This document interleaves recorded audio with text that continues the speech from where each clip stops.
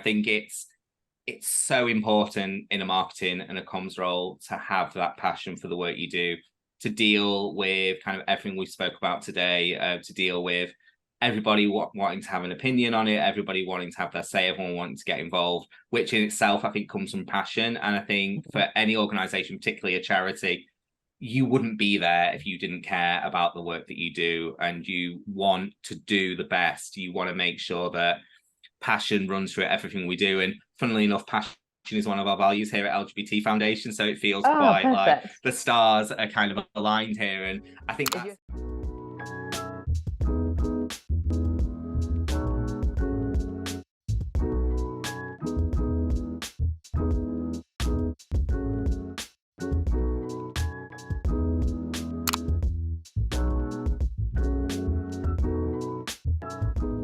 Hello and welcome to On the Same Landing Page. As always, I am your host, Astra. I'm joined by my co-host, Jason. Hello. And this week, we have got Matthew from the LGBT Foundation, who's very kindly taken some time out of his schedule because with 7 days until Manchester Pride. Just 7 days, yeah. Yeah, I imagine you are very busy at the moment. So thank you so much for taking some time out of your day to speak to us today. Yeah, no worries at all. Thank you very much for having me. And yeah, really looking forward to kind of sharing the knowledge that I've got. And yeah, hopefully kind of shining a spotlight, I guess, on the work that we do at LGBT Foundation and Pride as a whole. Amazing. Well, yeah, it would be remiss of us not to talk about Pride in this podcast, as all three of us are home from Manchester. And as I say, it's 7 days away. But before we do, you guys do so much more than Pride. So in your own words, can you just touch on a little bit for the listeners, what is the mission of the LGBT Foundation? Of course. So yeah, LGBT Foundation is a health and wellbeing charity based here in Manchester, but working all over England. We provide a vast array of health and wellbeing services that are all about helping LGBTQ plus people to flourish and live the life that's right for them. So we offer a range of services from support with recovery, support around domestic abuse and sexual violence, and also holding more community-based events as well, where queer people, LGBTQ plus people questioning their sexual and gender identity can come together, meet like-minded people, and just realize, I guess, that they're not alone in this place that we call the world. Yeah, I was going to say, your website is absolutely enormous. There's so much that you guys do. You've condensed it really nicely there, but with everything from sort of like, as you say, addiction help, sexual violence help, obviously the Pride side of stuff, which most people will recognize you for, but obviously as marketing and communications manager, your day must look really varied. What is a day in the life of Matthew Belfield like? Yeah, a day in the life of Matthew Belfield, that is a question. It's and every job I've ever worked in marketing and communications for the last 10 years has always had some level of unpredictability in it, but this one kind of takes it to the next level. Generally, my day starts out with the usual going through emails, checking if we've had any media and press inquiries overnight, checking in with my team, and then really getting into some strategic campaign planning, meetings with the team, looking at ways that we can co-produce more broadly across LGBT Foundation, doing a lot of kind of diary management and looking forward and seeing what's coming up, planning for that, and really kind of honing in the messages and the work that we do to make it right for our community. However, a lot of my work at the moment is reactive as well. So there's a lot of kind of policy change going on at the moment across the UK, particularly when it comes to trans and non-binary healthcare, LGBTQ plus kind of, not to say LGBTQ plus policies, but a lot of policies that impact LGBTQ plus people more broadly. So I do a lot of work with our senior team here at LGBT Foundation on how we respond to that in a meaningful way within our remit of a health and wellbeing charity.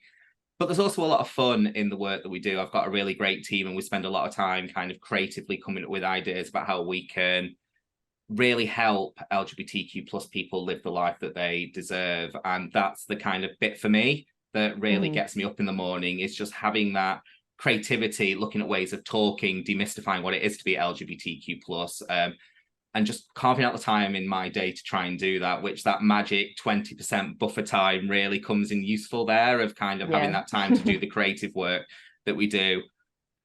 It's one of those things where everybody says that no 2 days are the same, but I think LGBT Foundation, it's really true. We just never know what's going to come up, what's going to happen in the morning, what's going to happen through our day. But that's what keeps it fresh, and that's what really keeps it exciting. And I really wouldn't change that.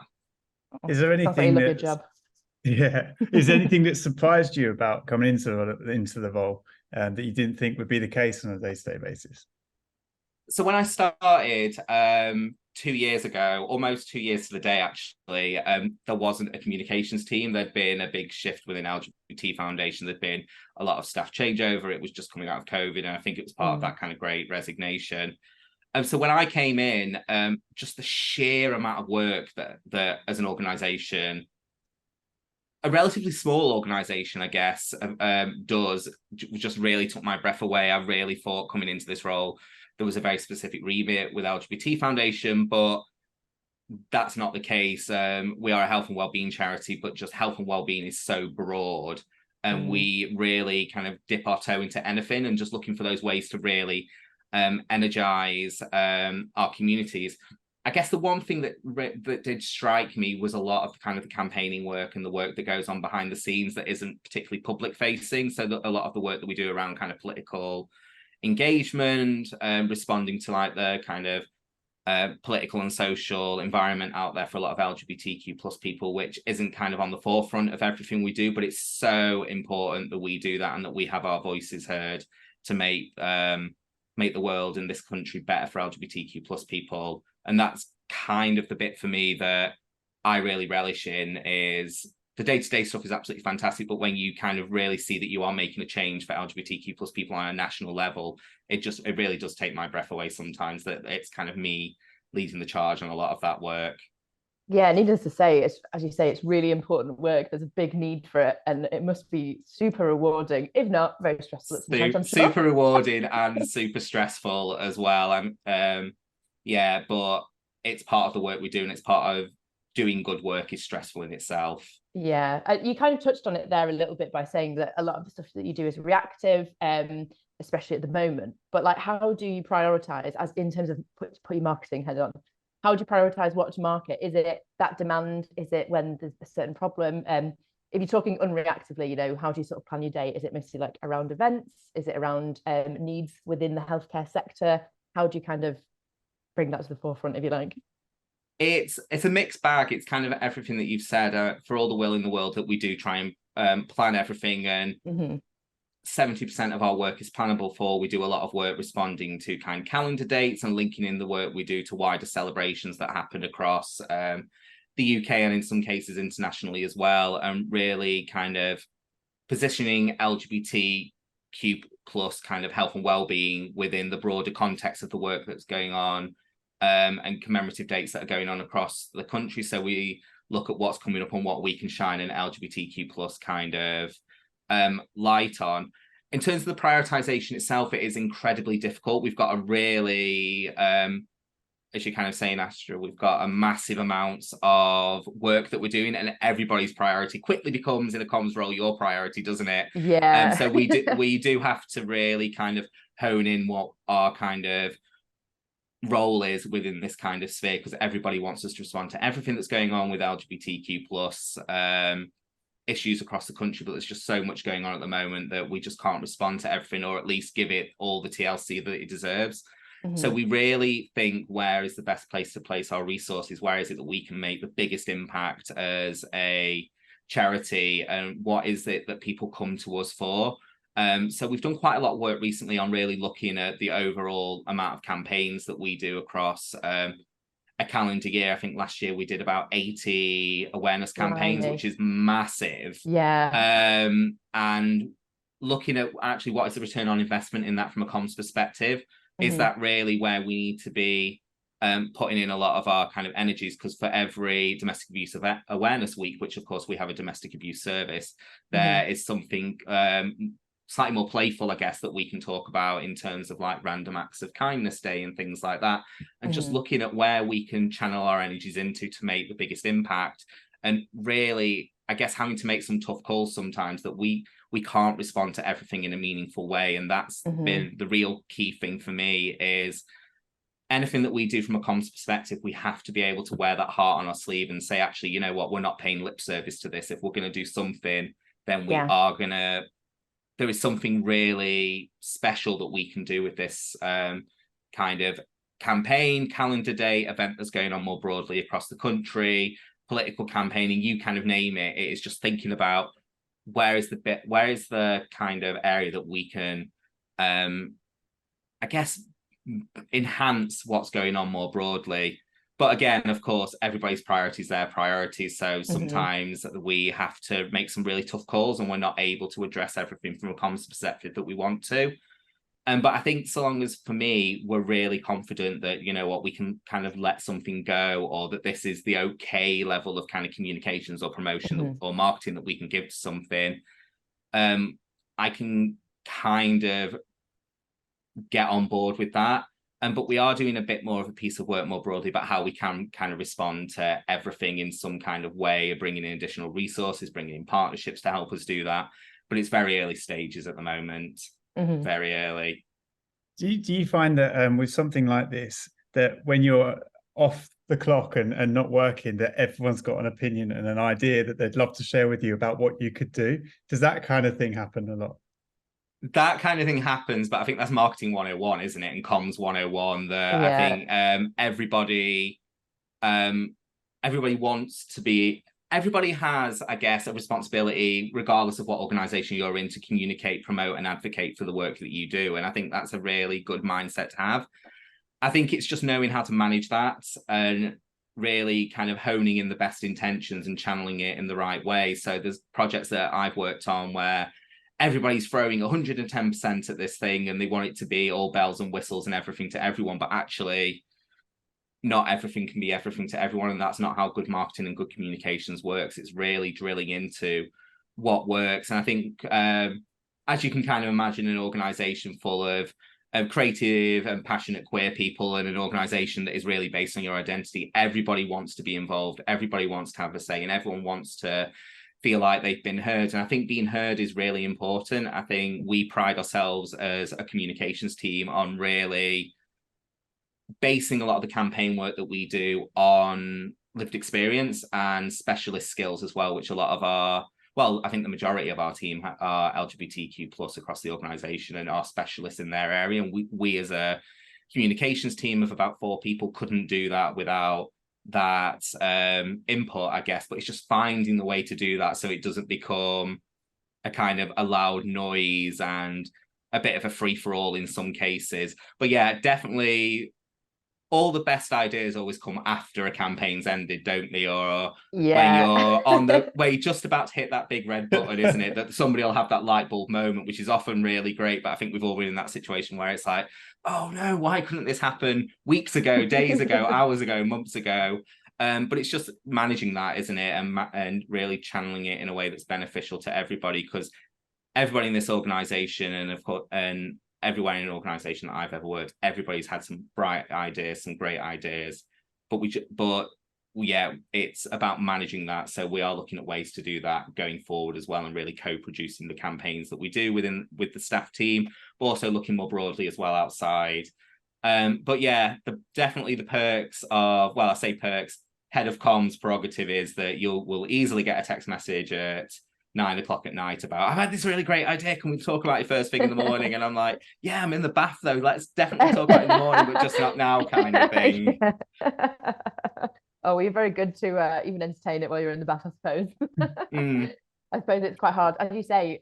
The LGBT Foundation is made up of loads of queer creatives, and it's part of your identity, so it's super hard to switch off from work. You're just like, oh, yeah. I'm still an ambassador for the LGBT Foundation even when I'm in the bath. Yeah, I mean, in the bath isn't ideal, but I think you've kind of hit the nail on the head there. It is incredibly difficult to switch off from something that is your identity. And my previous role, I organised festivals and events based all over the country. And with that, I could just close my laptop down, off I go. I'm not organising events. I'm not even organising taxis to go anywhere, not even organising bus trips or getting friends from A to B. But here it's completely different. You're kind of always, particularly in a comms role, aware of what's going on. as soon as you see something in the news, which there is a lot of LGBTQ plus stuff at the moment out there, particularly trans and non-binary, you are immediately almost brought back into work mode. Which is it's a thing that comes with the territory, and I think it's something that I'm personally looking at trying to manage a little bit more because of our own health and well-being as staff members and as LGBTQ plus community members as well. Yeah, that's it. I mean, obviously you have to be reactive to a lot of the terrible stuff that happens to the community across the globe, and you know that's quite a common thing in charities. You hear about some horrific stuff and you have to retell the horrific stuff in a way that engages your audience so that they fundraise for you or you know, spread the message. But it is a huge burden to bear. Like, how do you deal with the pressure of that at the moment? Like, how do you not take it home? It's tough not to take it home, and we kind of know as LGBTQ plus people that in some respects we're always on the clock, but we as an organization, LGBT Foundation does an amazing job of offering care to its staff, counselling services to its own staff as well, and really looking out for each other. And one of the things that we try and do, and I do it a lot with my team, is telling them, like, it is okay not to be on social media for work purposes. It is okay not to read the news outside of work, and it is okay to not answer a work-related email, a Teams message, a WhatsApp outside of work hours. That is absolutely okay to do that. But it's difficult when, particularly in a comms and marketing role, when we're dealing with things like social media, email messaging, the social media account formerly known as Twitter and things like that. It's just incredibly difficult when we're doing so much good work, we're putting out so much good messaging out there, advocating for a better place for LGBTQ plus people, trans and non-binary people, and it does feel like you're swimming against the tide a little bit, particularly with X at the moment, which is incredibly hostile for a lot of LGBTQ plus people at the moment. So the way that I personally deal with it is I have to take a step back and realize, you know what, I can't, as a queer person and a queer person that's dedicated to this organization, that we can't help everybody. And we get a lot of inquiries from overseas as well, from people who really need help getting out of countries. And that is traumatic in itself, because they are the people that we can't help. So we do try and signpost as much as possible. But then there is also the constant narrative that we're seeing at the moment in the news, and as I was saying, on social media, where people are just invalidating identities, and it is incredibly tough not to take that personally. I'm very forthcoming about how difficult that is in a comms role with anyone that we bring into the team, and we have to find a way to deal with that. Otherwise, it's just your health and well-being and mental health is going to go completely down the drain. But I think the important thing is that there is so much negativity out there, but there's so much good as well. And I have to constantly remind myself and the team here that actually what we're seeing on things like social media is actually the tiniest echo chamber in the world. And we see statistics out there that show that actually the majority of people, particularly in the UK, are really supportive of LGBTQ plus people as a whole. And even trans and non-binary people, which if you were to just completely follow the right-wing media at the moment, you would think that everybody hates trans and non-binary people and they're so demonized at the moment. But actually, you look at the government's own research, and the government's own research shows that actually the majority of people are absolutely fine with trans and non-binary people. They think it is really important. You've still got that ground, haven't you, of people who don't care either way. But there is not as many people as you would believe out there who have an issue in this country with LGBTQ plus people. You see it at prides all the time, and the celebrations that happen. You see the representation on TV is increasing. You see things like Heartstopper, for example, that are really good. Just finished that last night. See, I'm only on series episode 2 of season 2, but there is so much positive representation out there, and actually that wouldn't even make it through the fence if the kind of environment out there was as bad as the media would have you make you think. Not to take away from, of course, of how actually damaging that is to a lot of trans and non-binary people, but there is a lot of support out there, and I cling on to the fact that that is what's out there, that people are overwhelmingly, in my view, positive about LGBTQ plus people's experience going there. So that's what I cling on to kind of get through the cesspit of social media sometimes. Those algorithms are just mad, aren't they? They're out to get you. They're They so are. they're so reactive, like they feed off of that negativity. Yeah. So it's just fuel for the fire of how they work, which is terrible. I've had to come off of X for that Yeah. reason. It is constantly giving you things to be annoyed about and be angry about. And it's just not good for your health at all. But It's not. on that point about support, we had Emily Cherry from Bikeability on, and she talked about that, about how you get exposed to so many of these stories with the Breck Foundation she's part of as well. And they've got a charity called My Black Dog that kind of has focused in the past on helping carers and people that help these really sensitive issues. Yeah. Help Amazing. them because they need it, right? Yeah. It's very different from a job where you can switch off at the end of the day because you've done you clocked out. You just can't do that in this kind of thing. I'd like to ask a question about, because we've got Pride coming up, obviously, and that is for many people it's a weekend. For many people it could be a great celebration, and for many people, like, it's a year thing. It's a whole thing, right? And there is obviously. It's the whole thing. So it does get sometimes taken by corporations as a way to kind of be relevant for a bit and then dip out, and then so they'll change maybe their logo to the colors of Pride, that represent Pride, and then they'll slowly quietly change it back when something happens on the news. Well, I just wonder what your thoughts are on that, and is it good that they do it in the first place, or I just wonder what your thoughts were on that. I think it's very nuanced as a question. I think it's everybody that you'll ever ask this question will probably give you a slightly different answer. For me, I like to think there is good intent behind it, and any visibility I think is really positive for the most part. So imagine a young queer kid who's really struggling with their gender identity, seeing the trans pride flag hanging outside Costa, or Costa's not the best example because they actually are really good allies, but hanging outside, I don't know, Sports Direct, let's just choose something, how impactful that representation is. So I think from that side, I think it is really positive. I think the important thing for a lot of charities like us, particularly when we go into kind of partnership with a lot of corporates, is that it can't just be a month-long thing. There has to be a real 365-day commitment to LGBTQ plus communities and staff and so on and so forth, that goes beyond changing your social media to a rainbow and asking your queer member of staff to write a blog on what Pride means to them. It is a really important stepping stone, and for a lot of people that is kind of their gateway, I guess, into understanding the kind of LGBTQ plus work. But it has to be that stepping stone. It has to be that starting point for a conversation. It has to be that starting point for organizations to look internally at themselves, look at what they're doing for their staff, what their policies are, and what their wider commitment is. And it's something that we really kind of talk to our corporate partners about, is that actually whatever you're doing just can't be from Pride Month or ahead of Manchester Pride. You can use that as a starting point, or you can use it as like your big moment of celebration.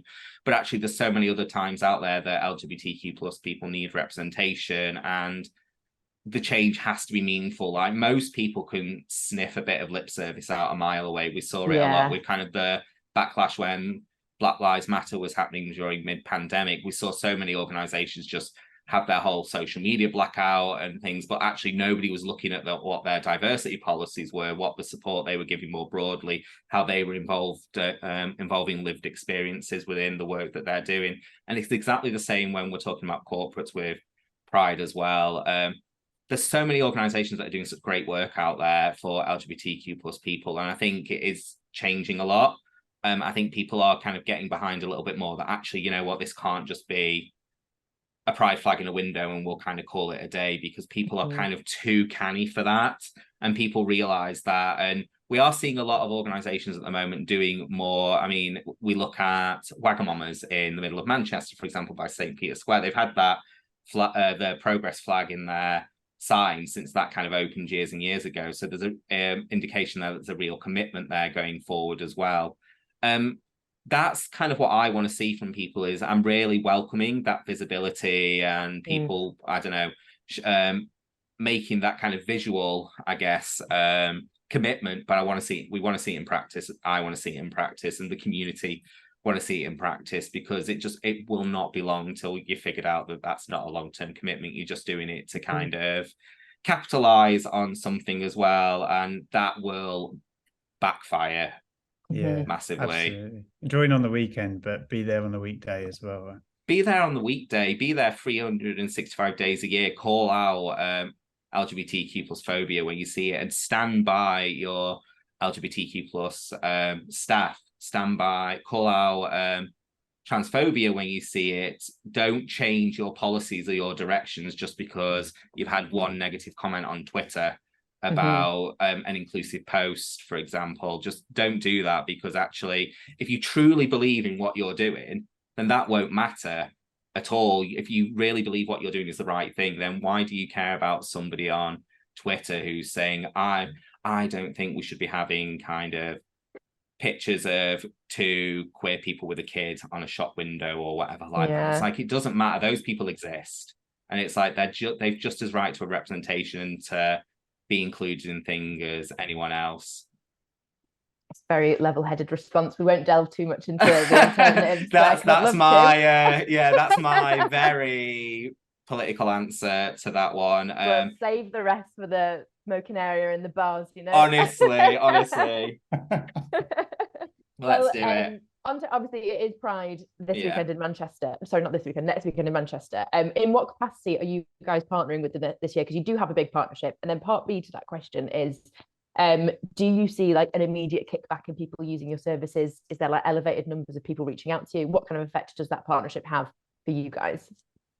So Manchester Pride has always kind of been a very close partner of LGBT Foundation. As we all know, Manchester Pride is one of the biggest celebrations of queer life in the country, and is a massive party and a bit of a kind of celebration at the end of the summer as well. So we've worked with them for a very, very long time. This year, we're working with them as partners of their community lane, which is an area on the Manchester Pride site dedicated to charities, groups, businesses who are all working in the kind of LGBTQ plus sphere, if you like. So we're working with them to make sure that there's the real representation of diversity and inclusivity in terms of organisations that are working across Manchester.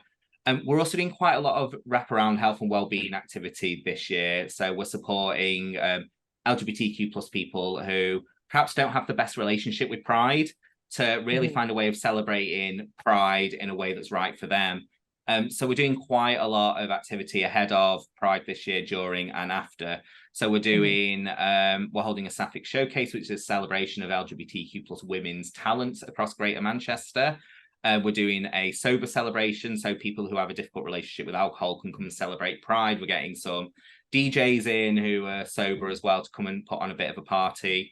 We're doing a lot of work around sexual health. Sexual health is one of LGBT Foundation's kind of core services. So we've got our Passion Parade happening this year as well, which will see a lot of our gang walk around with ice cream trays, giving out condoms, safer sex packs, guides on how to have good, passionate sex, and really giving people the advice that they need to make decisions in kind of sex that's right for them.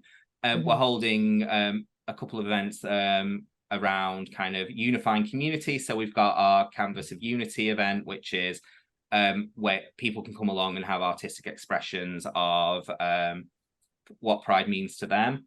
But I think the real thing that I think is important for us, and what is kind of the value that we add to Manchester Pride as well, is that we know the safety needs of our community. So we're having a lot of our kind of village angels on site at Pride this year, and they're going to be helping at the welcome dates just to greet people. They're a very well-known group of people that are around the village, helping people who are having a bit of a difficult time. But we're also looking beyond Pride as well, because Pride can be an amazing event for a lot of people. It can be the big party, it can be the big like queer Christmas is always the term that's thrown around as well. But it can be quite triggering for a lot of people. So we're doing a lot of work afterwards on well-being as well, and helping people reset. So we're holding an event as well called Wellbeing Wednesday, where people can come along, talk about any negative experiences they might have had at Pride in terms of domestic abuse, relapses with drugs and alcohol, and we're there to help them reset as well. we couldn't do it without Pride. I mean, it's, as I was saying, it's a massive celebration. It's an international Pride as well. It gets people from all over the country and internationally as well.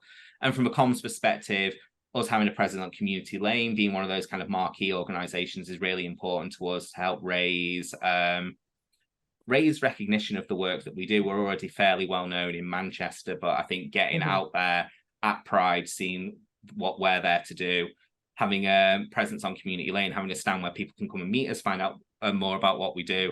It's a fantastic opportunity. And yeah, really, we look forward to it every year. It's fantastic to get out there and just meet the community and tell them all about the work we do as well, and have some fun as well. It's really important to not kind of shy away from that, and looking at kind of the parade entry that we have, for example, and seeing the streets lined with people cheering LGBTQ plus people on is just amazing to see. And it's always one that pulls at the heartstrings as well. So I would say, if you've ever been in a Pride parade before or haven't, go ahead and do it. It's so heartwarming to see the support out there. Awesome. Yeah, it's a great, we're looking forward. This is really building the hype for me as well, personally, as we come towards it. What about so after you've like everything is calmed a little bit and you've done the Wellness Wednesdays, what's the next big kind of thing in the calendar, or the next big project or campaign that you've got your eye on, or are you just focused on this at the moment? Oh, we're always looking ahead to the next big thing. I think as comms professionals, the work's never done, is it? So the next big, we've got a couple of big campaigns coming up that we're kind of finalizing and getting ready to announce after Pride as well. We're looking at doing some work around World AIDS Day as well, which is always a big one for us. We're looking at doing quite a big fundraising campaign as well, to the tail end of like the beginning of winter. And we're also launching a new website as well. So hopefully that will all be ready to go post-Pride as well. We're going to start planning our LGBT History Month activity as well. That's another month-long celebration for us, as well as some kind of smaller campaigns that we've got going on as well around health and well-being that really relate to the work we do as well. So even though it feels like Pride is the big one, as we're kind of saying, 365 days a year here as well. But there's some amazing stuff that's coming up, and LGBT History Month's a real favourite of mine. I just can't wait to get my teeth into it as well. The other thing we've got coming up as well is we're looking at introducing more co-production, going more broadly with some of the work we do, and finding ways to include the community and the public more broadly in the work that we're doing as well here at LGBT Foundation. So watch this space for info about that. Awesome. Well, you've given us so much. We could keep going on because there's so much that you guys do to talk about. Is there anything that you want to shine a light on before we move on to segment 2 that we've not talked about? No, I think it's just really important to acknowledge that, yeah, Pride is not a weekend thing or a month-long thing. It's 365 days a year, and it's being LGBTQ plus and being queer is so special in some ways, and is so vibrant and so amazing to have that identity. And yeah, really want to change the perception, I guess, that a lot of people have about LGBTQ plus people, and that's kind of the reason that I do the work that we do. Oh, amazing. Well, that's a lovely kind of note to end this segment on. I will pass over to Jason for segment 2. If you want to introduce it, Jason, and quiz away. Yeah, sure. So this part is called Fake Facts, and we're going to do three statements. One of them is false, and the job for both of you is to tell me which one is false. So I'm going to bring it up on screen, and for the audio listeners, can you enable screen sharing, please? Oh, it'll be all right on the night.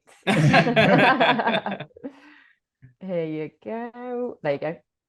And yeah, so for the listeners, I will explain each question too. Okay, let's get this going. Okay, so question 1, first statement: 30% of trans, non-binary birth parents do not access any NHS or private support during their pregnancies. Statement 2, Only 41% of trans and non-binary birth parents felt they were spoken to in a way which respected their gender all the time. And 5% of trans and non-binary birthing parents said they were not treated with dignity and respect during labour. Ooh. Oh, we should add, by the way, I think these are all based on research that LGBT Foundation has done, just for the listeners. So Matt should be an expert, obviously. Oh, it's stitched up there. Oh, it's stitched. I think I'm tempted to say, but I don't think 30% of trans non-binary birth parents didn't have access to NHS or private support. I do think that those that will have done, a lot of them probably weren't respected. So I think the middle one is fake. 41% of trans and non-binary birth parents felt like they were spoken to in a way which respected their gender. What do you think, Matt? Yeah, I actually think it's the 5%. I think that number's higher. Okay, higher. Yeah, that's a good point. Yeah, I don't know the answers, so I can play this game as well. And I also think I agree with Matt. I think 5% is way too low for that. Okay, which one is it?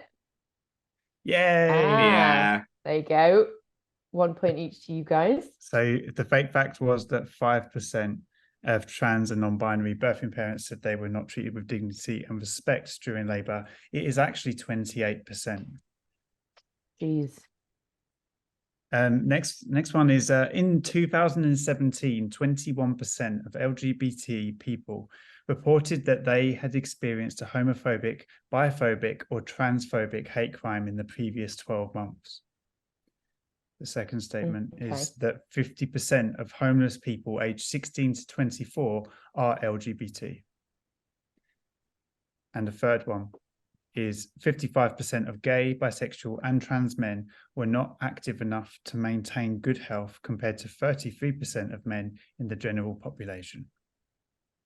Matt, I'll let you lead this conversation this time. Yeah, let me think.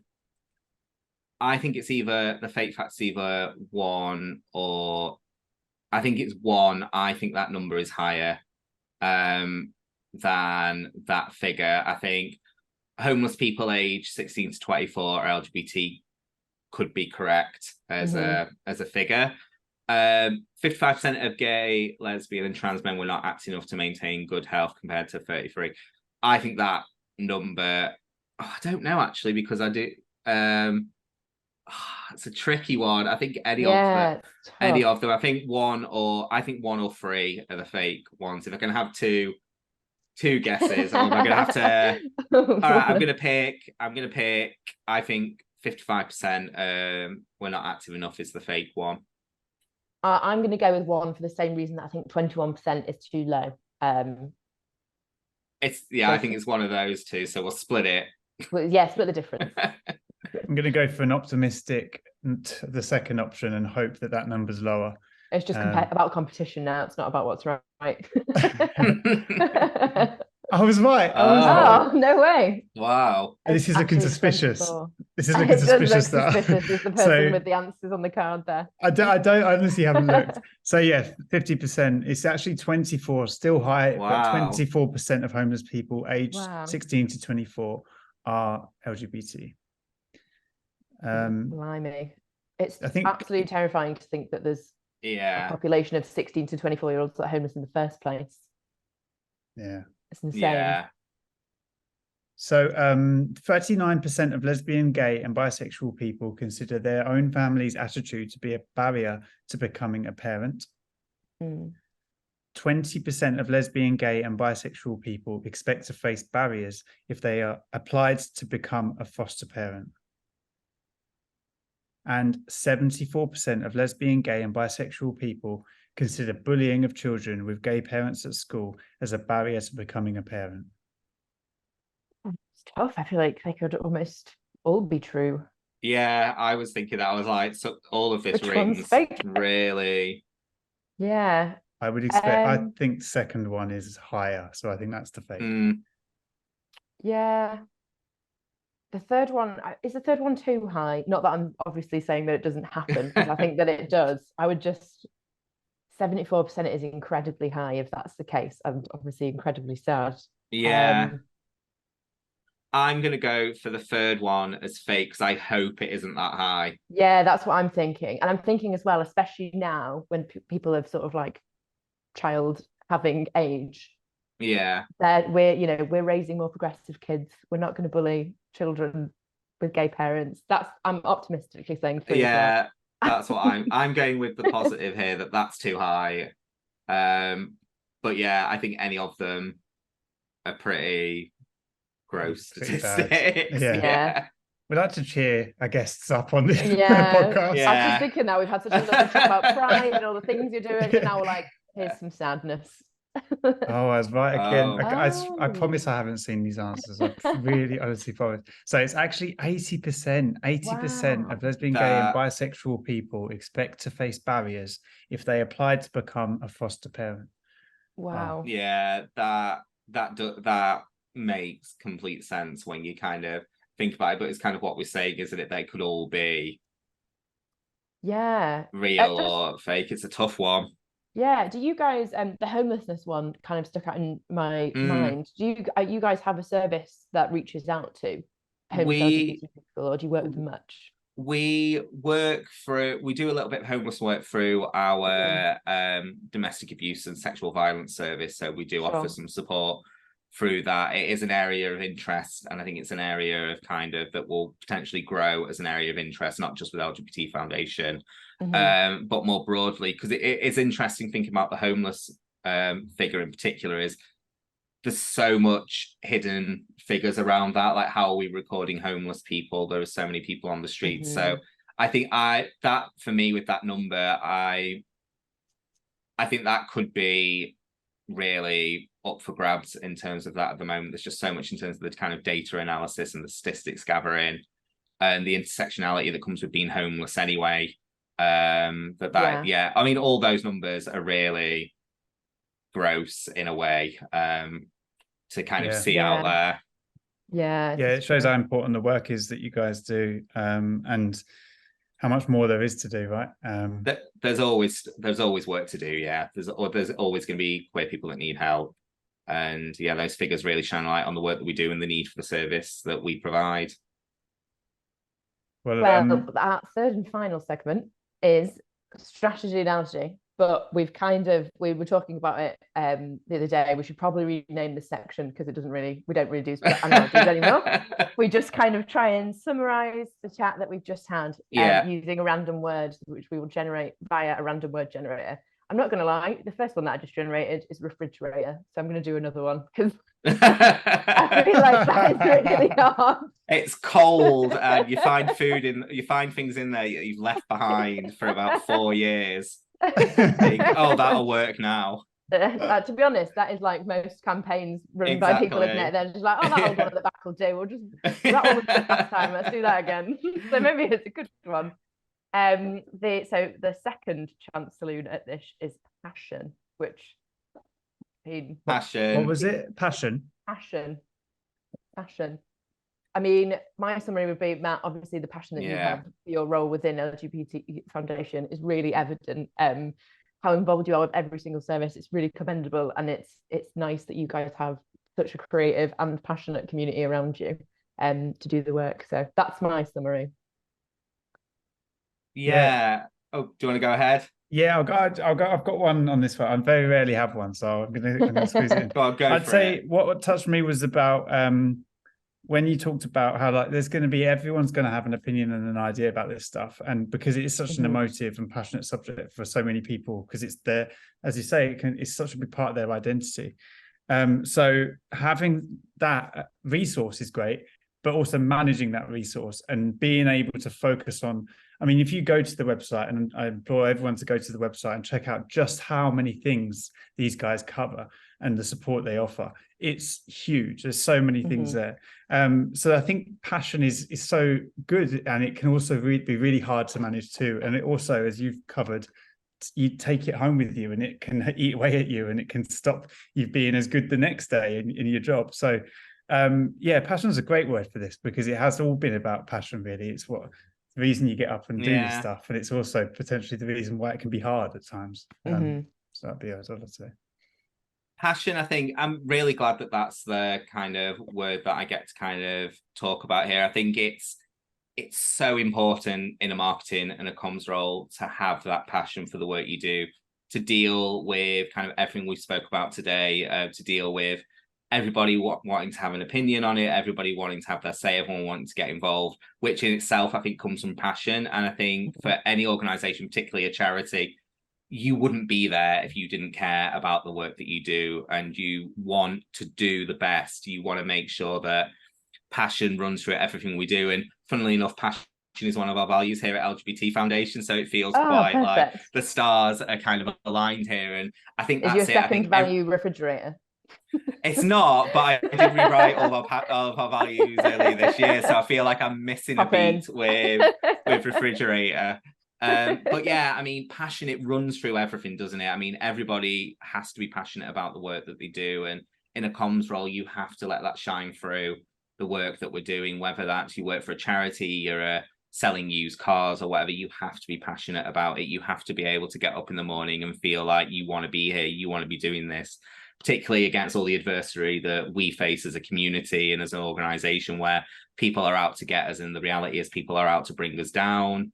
But we fight because we believe that LGBTQ plus people deserve to be here, deserve a place at the table, to be respected. And I think the passion for everything, all the Pride events that happen across the country, and hearing people say, why do we need Pride? And it's like, we need Pride because we need to celebrate a community that just want to be loved, just want to love each other, and just want to really go about the day-to-day lives and be incredibly boring about everything that we do. There's nothing scandalous that goes on about LGBTQ plus. I just want to go home to my boyfriend and just want to kind of hang out and watch TV. There's nothing scandalous about that there. But I implore people to really look at the LGBTQ plus community if you've never really kind of engaged with people, and just realize that people just want to be passionate with each other, I guess, and people just want to be loved. And it gets me out of bed every morning, and it's the reason that I do the work that I do. And yeah, I think we just want to, queer people just want to go out about the day to day and love who they love. And I don't think there's anything wrong with that. No, I don't think we can add anything that makes that say fine anymore, Matthew. So with that, we'll say thank you very much for coming on. It's been an absolute pleasure. Thank you for having me. Is there anyone that you would that you've seen do great work that you'd like to share some light to, maybe in or outside of the community? We'd love to hear what work they're doing and why they're great. There's so many people that are doing great work, but I do want to give a shout out to Jodie Fox at Studios Enco, who's a marketing director, and she's doing some absolutely fantastic work around trans inclusion. She's part of the Pride in Leadership Network. She's absolutely inspirational. I've been lucky enough to meet her a couple of times. And there's Abby Hawker, who runs Transmission PR, who's a cis woman who is dedicated her business to improving trans and non-binary representation in businesses as well. I think there's some really inspirational work there. And I think for Jodie to be a trans woman and do the work she does is really inspirational. And for Abby to be a cis woman and dedicate her business to improving representation of trans and non-binary people in marketing and PR and comms, it's so inspirational. So just a massive shout out and a thank you, if they're listening, I guess, for all the work that they're doing. Oh, amazing. Awesome. Well, we'll put it all over social media so we can tag them. Please do. Please do. Thank you so much for joining us, Matt. No, pleasure. And yeah, thank you for having me. Well, goodbye. We'll see you again soon. Bye. Bye.